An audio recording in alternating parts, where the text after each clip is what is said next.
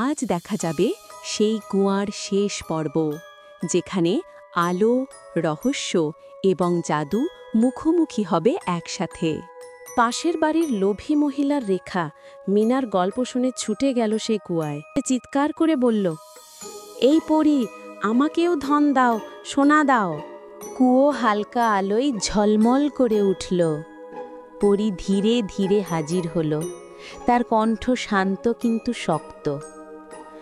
তুমি যদি কারো উপকার করো তবেই পাবে। রেখা রাগে চিৎকার করে উঠল, আমাকে উপদেশ দিও না বলেই কুয়ায় জোরে লাথি মারল। এক মুহূর্তে কুয়া থেকে জল উঠে এলো ঢেউয়ের মতো, তাকে ভিজিয়ে দিল সম্পূর্ণভাবে। ঝলমলে আলো ছড়িয়ে পড়ল চারদিকে, আর রেখা রূপ বদলে ব্যাঙে পরিণত হলো। সেই থেকে গ্রামের সবাই বলে, নিঃস্বার্থ মনেই থাকে সত্যিকারের আশীর্বাদ। আর মিনা প্রতিদিন সকালে কুয়ায় ফুল ফেলে ধীরে বলে, জাদু সবসময় পাশে থাকে, যদি মনটা হয় নির্মল।